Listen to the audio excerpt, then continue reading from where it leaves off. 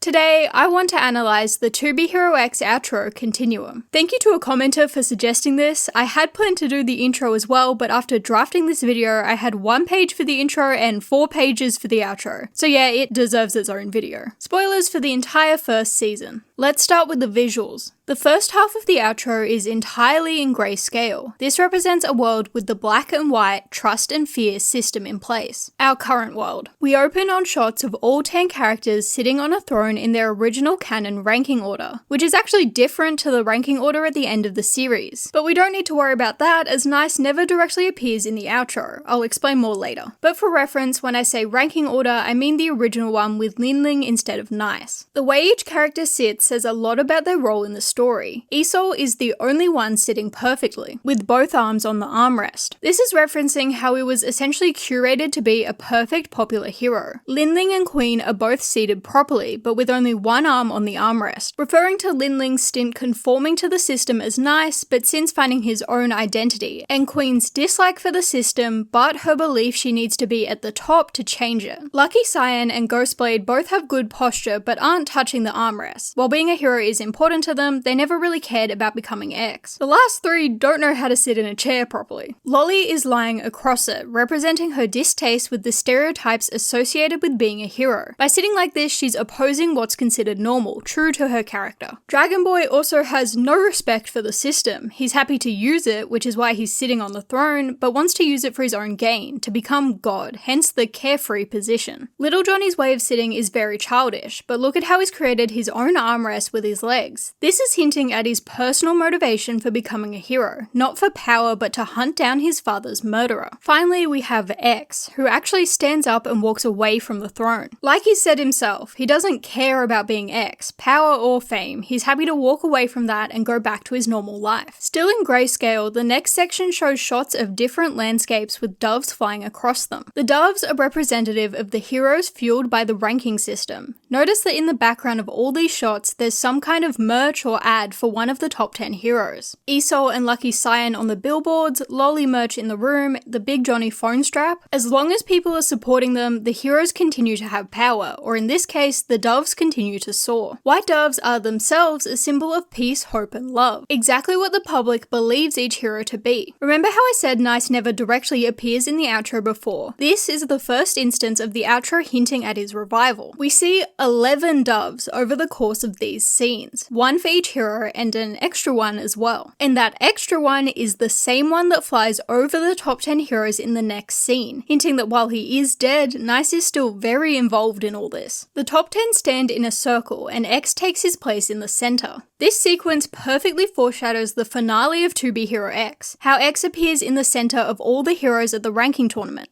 We flick through them in ranking order. Despite their different goals I mentioned at the start, they're all focused on X. We see the doves again. They're also intently staring at him. Notice there's 10, then a glitch, then an 11th one comes into frame, again hinting at Nice's revival. With the conclusion of the season, we now know they're all so focused on X because he chose to reveal his identity at the end of the series, which might also be why we see his trust value shoot up. All of the doves take off, representing the start of the hero ranking tournament. This shot of Lucky Cyan staring at a plane seems slightly out of place, but is horribly tragic given her history. Then we pan down from the sky, X snaps, all the heroes fall, and there are no longer any doves, just remnants of their feathers. And we have color back. I very much see this as X destroying the trust value system. The heroes rely on people's opinions and the trust system. Without it, they lose everything, shown by them falling from grace. So much meaning is packed into just 10 shots of people falling. Little Johnny looks pretty shocked, like this is ruining his revenge, but Big Johnny is jumping towards him, trying to protect him. Lucky Cyan and Queen both look calm, like it's not the worst thing that this has happened. Probably because of Lucky Cyan's traumatic history with her powers and Queen's desire to destroy the trust system anyway. Dragon Boy is smiling. He's been merged with fear, so losing his trust value isn't exactly a problem for him. We don't see Isol's face, not that it would tell us much anyway, but it also represents Young Chang's loss of his own identity when he became the new Isol. And now without the trust system, he essentially has nothing. Same for Ahu. He's so far away because without trust, he's just a dog. Ghostblade and Lolly are the only ones looking down instead of up at X, showing they have no real attachment to the system. Lolly thought it was broken from the start, and the side effects of trust caused Ghostblade to lose everything important to him. Lin Ling has 5 whole seconds across 2 shots dedicated to just him. You really need the lyrical analysis to understand the full impact of this scene, but essentially him falling with his eyes closed represents a trust in himself. How he was able to break out of the fake nice persona to become his own hero. We then go through the shots of the landscapes again, only this time in color with all the hero stuff removed. Without this ever-repeating system of trust and fear, the world becomes a better, brighter place. We cut to X still standing at the top of the building, alone. I honestly don't think he fully relies on the trust system, so without it, he would probably still have some kind of power. Hence, still standing at the top by himself. We never see his face in this part. We can't tell if he's happy about what he did or not. Did he really do the right thing? There's this shot of a hand. We can't tell who it is, but as they're lying on the ground, their trust value disappears, and it's only once it's gone they move, grabbing onto a feather. The last remnants of the system. This could just be a general metaphor, or it could be about a whole new character, maybe the mystery girl who wants to put the system back in place. But to me, it really feels like a reference to Nice. The way the system led to his downfall, his death, and the way he climbed back into the top 10 after his revival, clinging onto the system that destroyed his life. In the final shot, the throne remains empty. Not even X, despite being the only one left, sits on it, showing his goal was never to become the most powerful, a god, like the hero organizations seem to fear.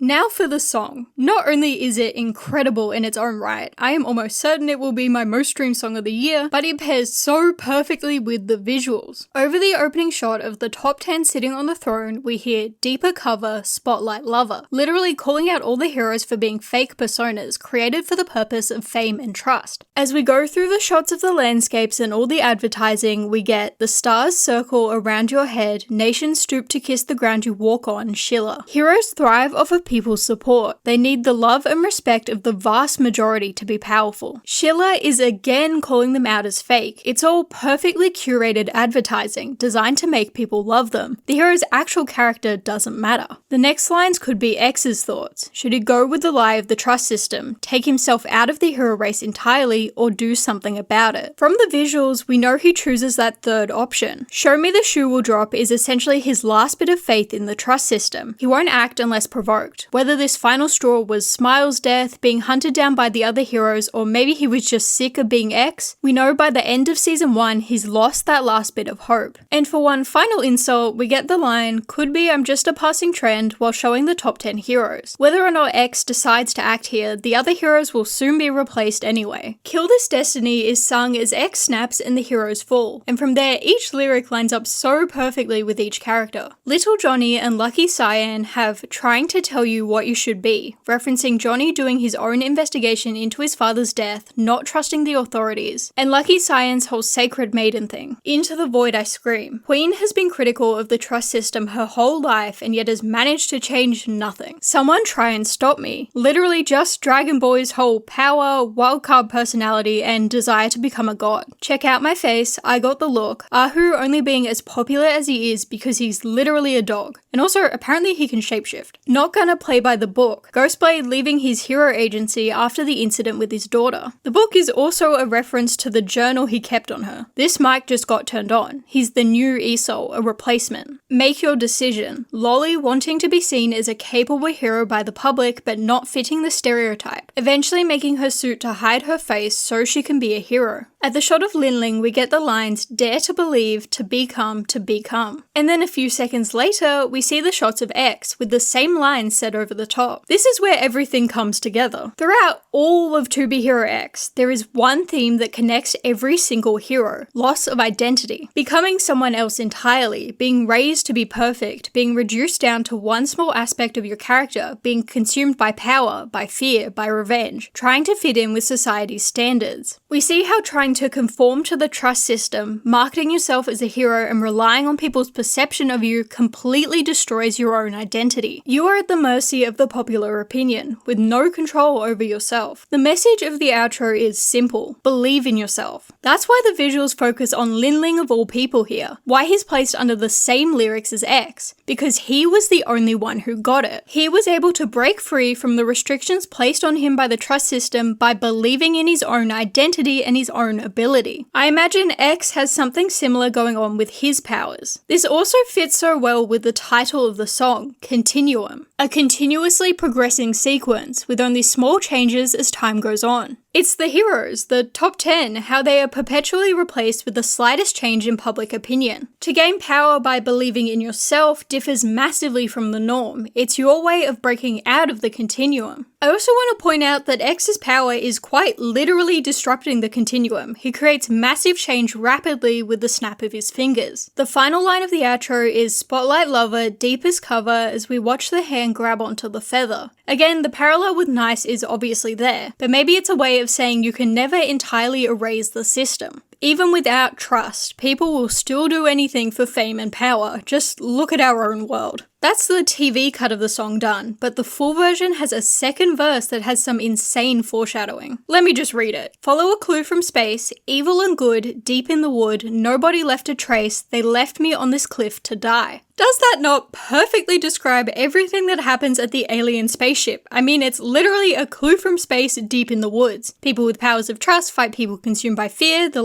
30 assassination attempts, how it was all covered up. Even the lines before that, "This star's future hangs by a thread, am I strong enough to be continued," is obviously about the past exes. Especially Smile being purposefully taken out when he wasn't useful anymore. Be continued literally means to be allowed to live. This song is a masterpiece, and I hope I expressed that properly. I'm pretty late to the party with this video, but nonetheless, I hope you enjoyed. Thank you for your time.